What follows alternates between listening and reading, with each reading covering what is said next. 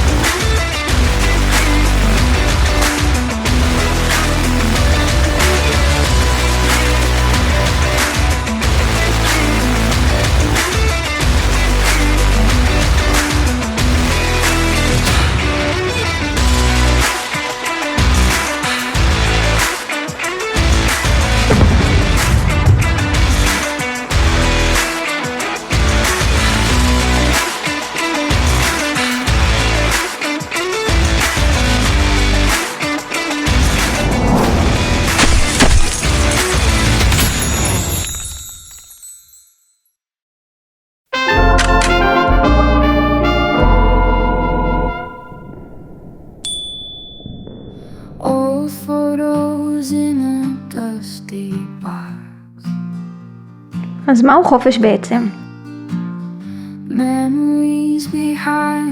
האמת שכל המונח הזה מאוד אמביוולנטי. כי מצד אחד זה הדבר הכי נחשק, ומצד שני אין מפחיד ממנו. אנחנו חיים בתקופה שבה יש לנו הרבה מאוד חופש לבחור, אבל פחות מדי חירות כדי להחליט. Clinging tight to what we know, the fear of letting go. נראה לי שהמפתח נמצא בתוך החוסר ודאות. קבלת החוסר ודאות. כי איפה שיש האחזות, אין תנועה.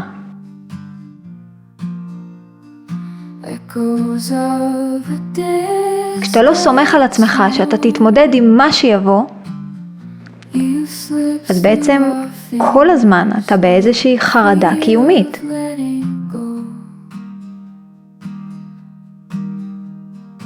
וזה כמו כלא, אם לא יותר גרוע. הטבע תמיד זז, אז איך כפיות נהייתה ביטחון?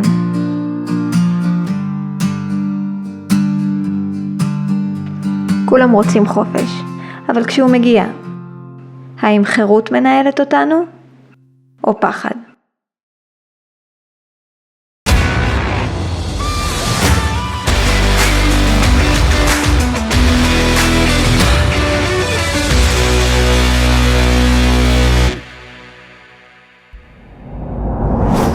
וחזרנו! מתנהל קרב צמוד ביותר. מי ינצח? מי יצליח? מי יעלה לגמר?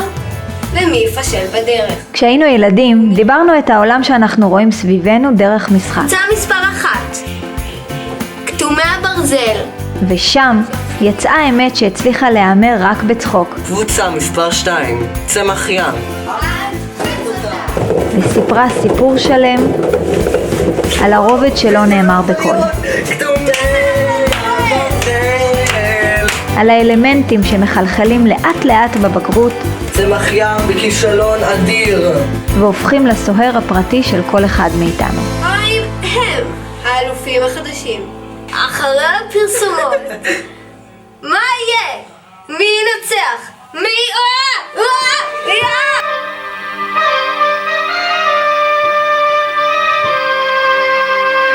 בזמן הקצר הזה שגרתי עם אחים שלי באותו הבית, הדבר היחיד שמיסך את פער הגילאים, ושיכולנו כולנו להתחבר על גבו, הייתה המצלמה.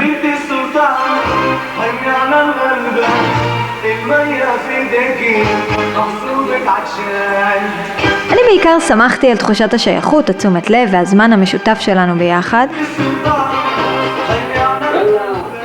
אבל כל החוויה קיבלה תפנית ברגע שכשצפינו בקסטה כולם צחקו, ואני לא ממש הבנתי על מה.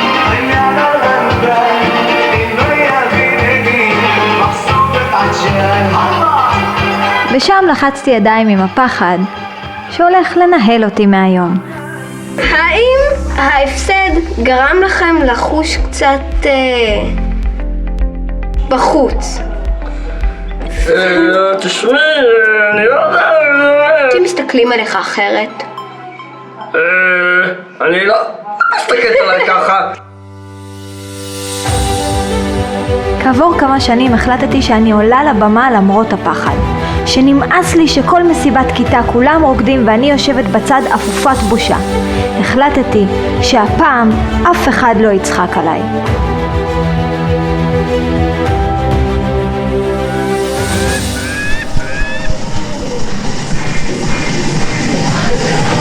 וזה עבד כמו גלגל בצורת ריבוע.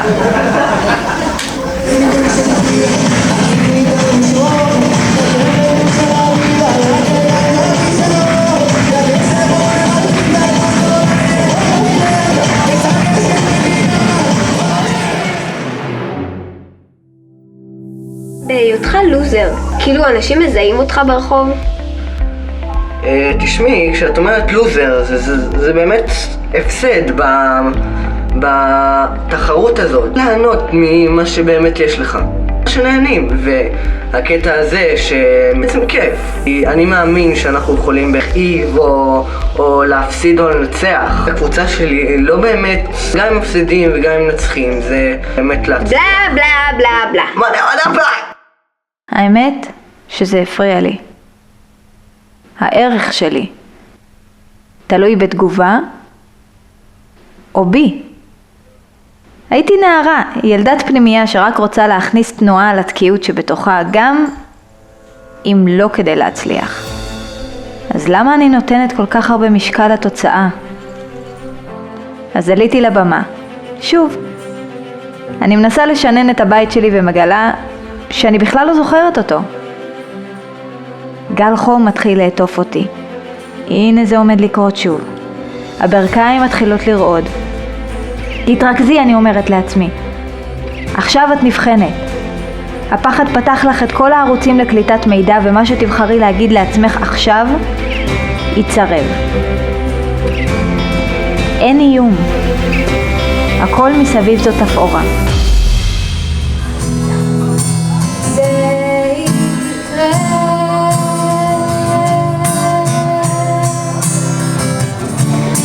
לא, היא לא עושה את זה, כישלון אומר שפסעת מאזור הנוחות שלך.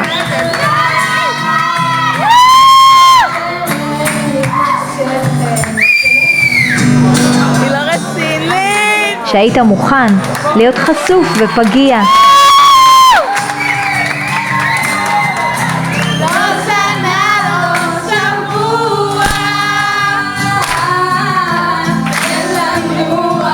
זה לשחרר שליטה ולדעת שיש בתוכך את כל מה שאתה צריך.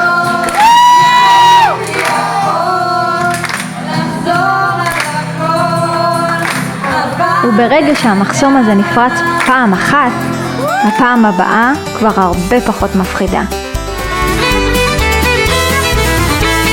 זה נשמע כאילו ניצחון אמיתי הוא דווקא בלדעת להיכשל. אז מהו בעצם כישלון אמיתי? כישלון אמיתי הוא לא לנסות בכלל. להיות משותק מפחד, לא לזוז מהמשבצת בגלל שהתוצאה היא מעבר לשליטה שלך. לתעדף נראות חיצונית, גם אם בינתיים אתה בכלא. אז חזרנו לשאלה בעצם מהי חירות.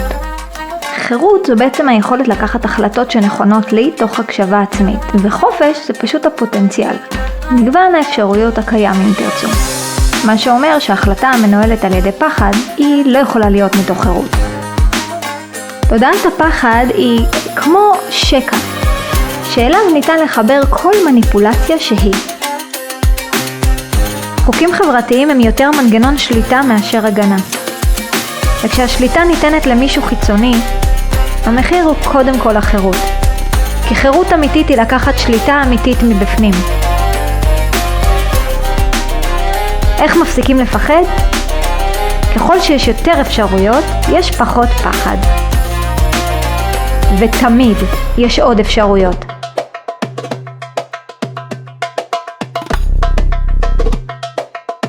בעצם אפשר להסתכל על זה ככה.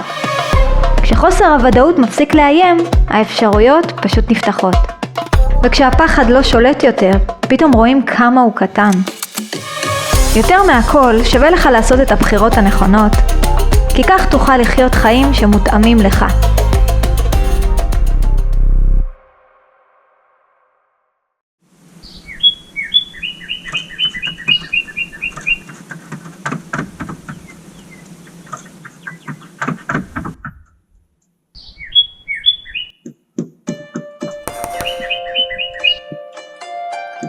איך נראה הבוקר אצלי אתה שואל? אז הנה, יש פה מים, יש פה אוכל, אני אוסיף את האוכל למים, כמו כל בן אדם נורמלי, ואחר כך אני אצא החוצה, בחוץ,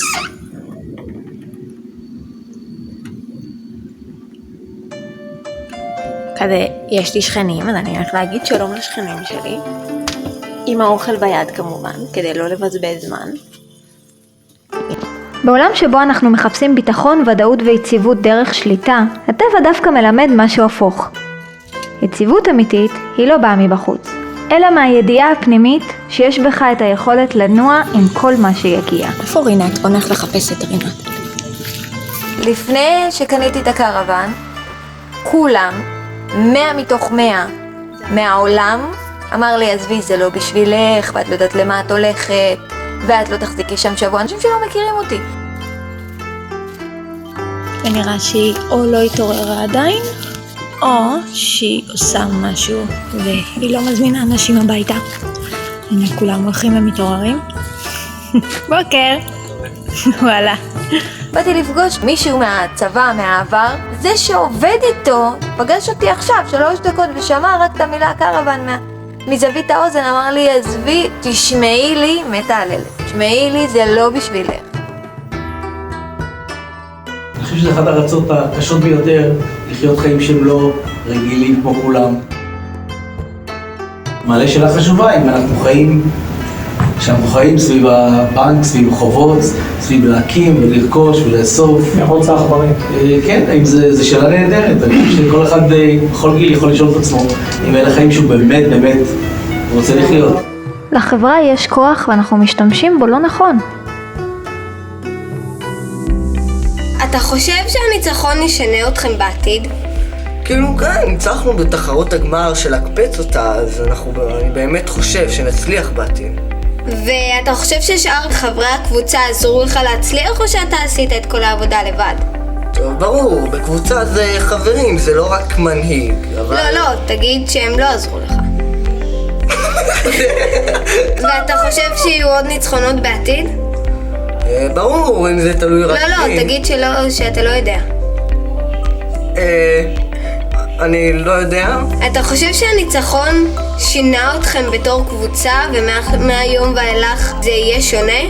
אני לא יודע, אני באמת חושב שאנחנו לא נהיה שונים, אנחנו... לא, תגיד שאתה הופך להיות שונה.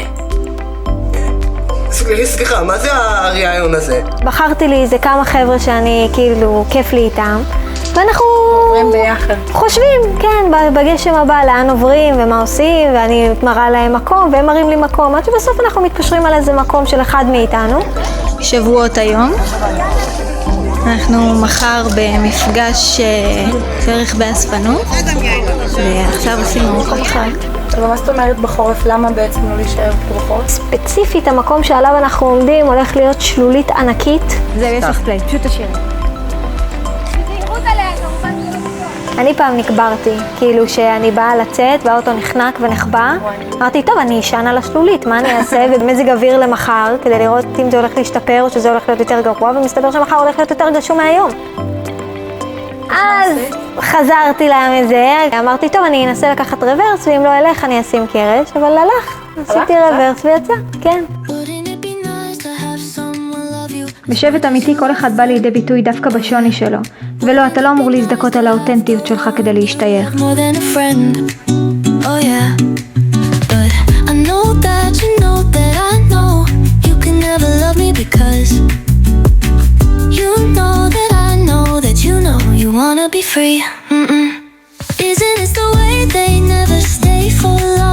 אני פשוט לא רוצה לתת לחברה להשפיע לי על מה שנכון ומתאים לי. אבל זה אחד הטרגדיות הגדולות שהחברה עושה פעם אחר פעם אחר פעם לאינדיבידואל.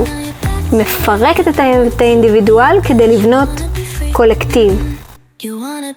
אולי אני מפונק, אולי אני דפוק, אולי אני זה, כל המחשבות המפגרות האלה, שאין להם שום שחר חוץ מפשוט המרחק שנוצר בינך לבינך.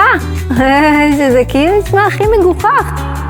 ומה שעומד בינינו לבין החופש הם קודם כל פחד מכישלון, בושה, האחזות ושליטה.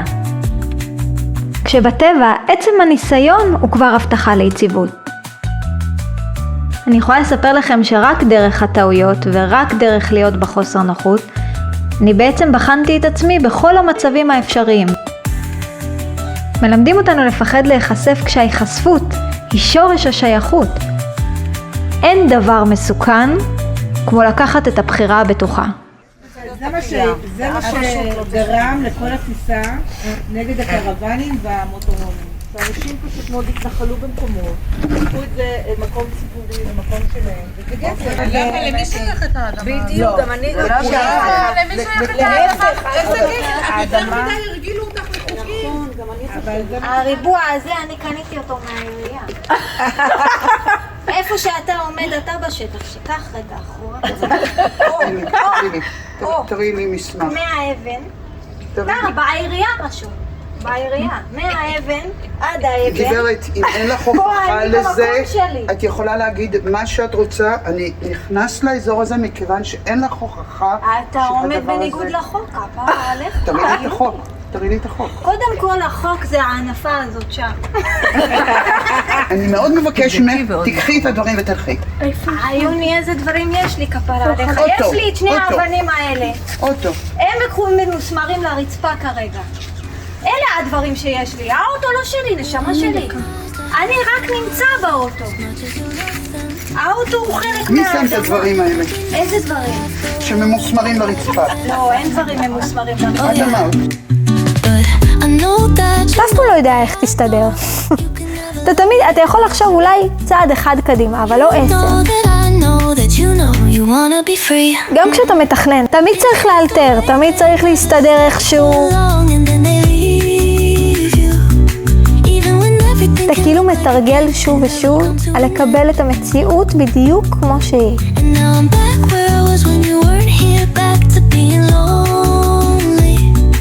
גמישות יכולה לבחור גם בקיבעון, וקיבעון יכול לבחור רק בעצמו. למה, שאני לא באמת מאפשרת, כאילו זה לא כולם צריכים לחיות בקרוון, זה ממש לא זה. כולם צריכים לשאול שאלות על החיים שלהם, מה טוב לנו, מה לא טוב לנו, מה מתאים לנו, מה לא מתאים לנו, ולא רק ללכת עם השתיים. אני מבסוטה על זה ממש, באמת, אני חושבת אחת ההחלטות היותר טובות שהיה לי בחיים. ביחד עם הסיפורים וביחד עם הכל לא הייתי מחליפה את זה בשום דבר בחוויות, בהכל, לא הייתי מחליפה את זה.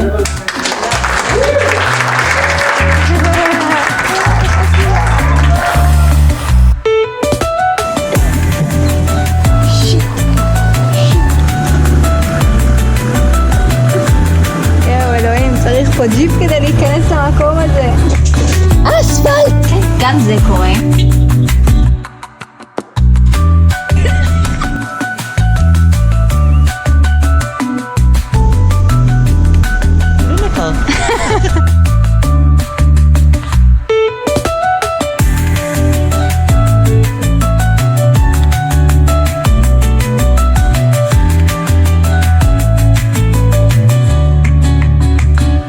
התוצאות הן...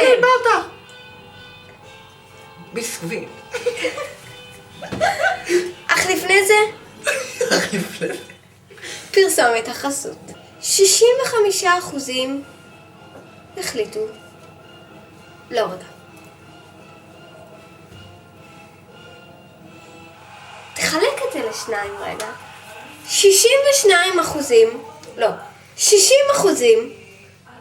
החליטו שכן. וכל מי שנשאר אמר שלא.